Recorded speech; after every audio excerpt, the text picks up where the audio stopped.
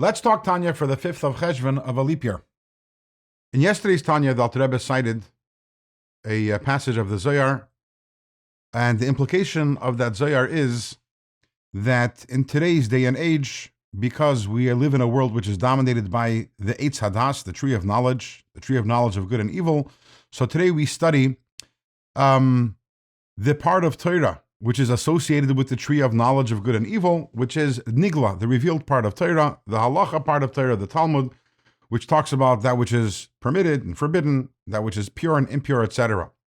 However, when Mashiach comes, then the world will be a Eitz HaChaim world, a world which is dominated by the tree of life. At that time, we will study the Eitz HaChaim section of the Torah, which is Kabbalah. And the Alter Rebbe says, this is very difficult to digest. First of all, you're telling me that only Kabbalah is the Eitz HaChaim, and the rest of Torah is not the Eitz HaChaim, is not the tree of life? And I would like to read for you a few lines. The Alter Rebbe says inside, he says, Hu pella gadol machmas atzmei. To say that the revealed part of Torah is not the Eitz HaChaim is wondrous on its own.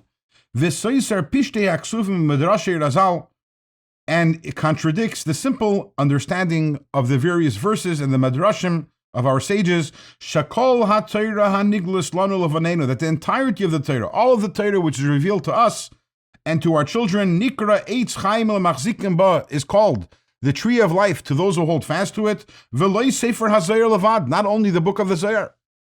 How can we say that the vast majority of Torah is the Eitz Hadas, is not the Eitz HaChaim, but is the tree of knowledge of good and evil?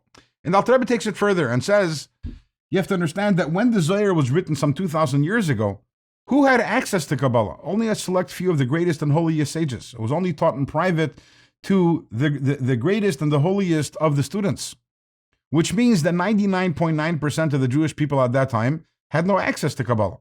They were studying only the Mishnah, the Talmud, the Shulchan Aruch, etc. The Shulchan Aruch wasn't around at that time, but they were studying the halachas of the Torah. And you're telling me that all the Jews at that time, what they were studying wasn't the Eitz HaChaim?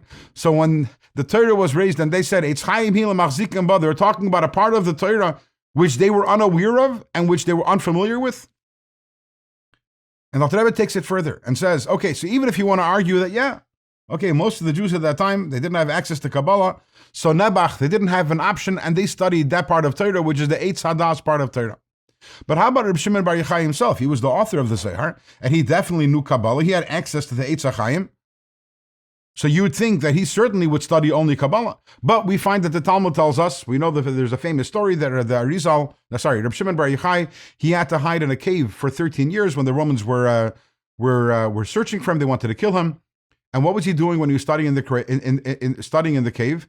He was studying Nigla, he was studying the Mishnah, he was studying the Talmud. How do we know that? The Talmud tells us that he left the cave and he bumped into one of the great sages of the time. His name was Rabbi Pinchas ben Yair. Pinchas ben Yair was, depending on the source, was either the father-in-law of Rabbi Shimon Bar Yochai or the son-in-law of Rabbi Shimon Bar Yochai. And Rabbi Pinchas ben Yair was so distressed at the way that Rabbi Shimon Bar Yochai had his appearance after spending 13 years in the cave. And Rabbi Shimon Bar Yochai says, relax. It is because of the time that I spent in the cave that I've achieved this greatness. And what is the greatness? So the Talmud tells us that up until that time, when they were studying together the Mishnah, the Talmud, so Rabbi Shimon Bar Yochai would ask a question, and Rabbi Pinchas ben Yair, he would respond with 12 answers to every question of Rabbi Shimon Bar Yochai. Once Rabbi Shimon Bar Yochai left the cave, it was all the way around. Rabbi Pinchas ben Yair would ask a question, and Rabbi Shimon Bar Yochai would answer 24 answers. So we see, what was he doing in the cave? He was studying the Mishnah. He was studying the revealed part of Torah. And if you're telling me that only the Kabbalah is the Eitz HaChaim, and the rest of Torah is the Eitz Hadas, why would Rabbi Shimon Bar Yochai be studying the Mishnah, which is from the Eitz Hadas? There's obviously something which isn't adding up over here. Before we get to the answer, in tomorrow's Tanya, the Alter Rebbe is going to ask another question.